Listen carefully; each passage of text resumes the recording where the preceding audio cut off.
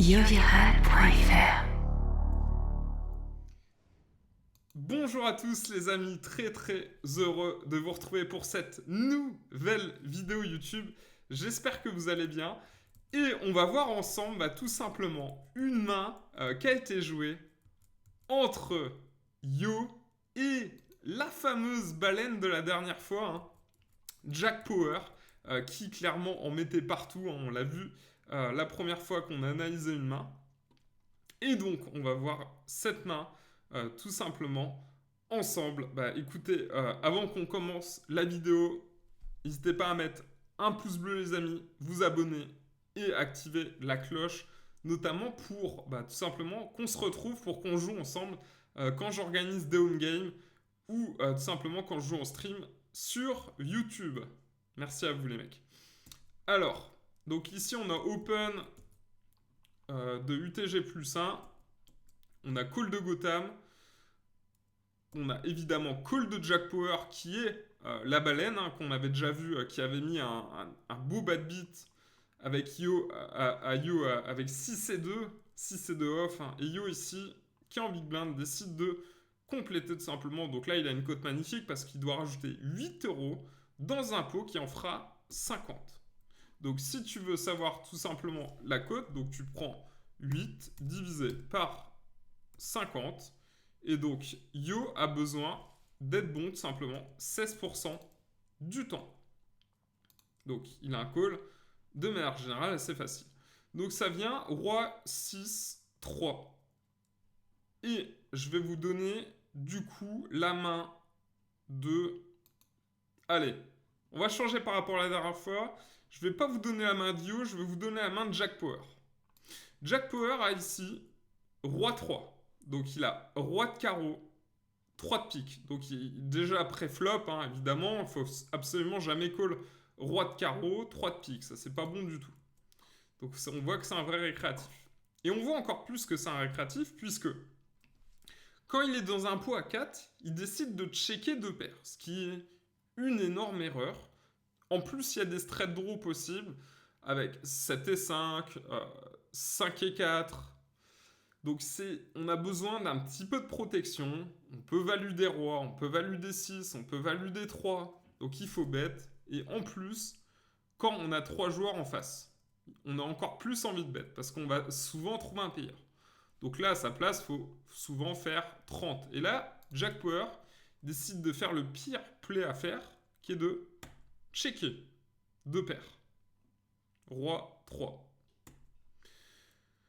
Yo. Et donc ici, le premier de parole, ça ouvre à une flush. Il y a les 5, les 4 aussi qui ont des gutshots maintenant. Et Yo décide de mettre 50 dans 50. A priori, le connaissant, il va pas trop faire ça avec un roi. Il va pas faire ça avec un 5 ou un 4, juste une gutshot.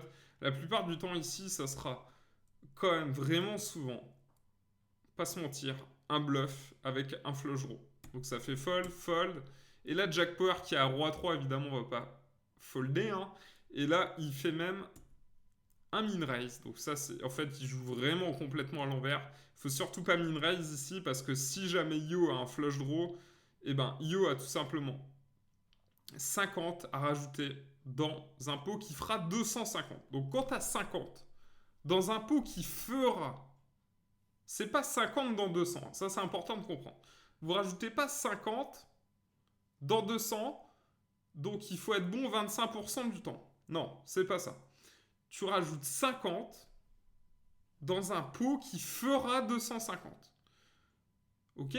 Donc, 50 dans un pot qui fera 250. Il faut être bon 20% du temps et non pas 25% du temps. Donc, quand on a flush draw, par exemple, si Yo a flush draw, il va toucher sa flush, vu qu'il a 9 out, donc tu fais 9 x 2, 18%, donc Yo va toucher 18%, et il doit être bon 20% du temps.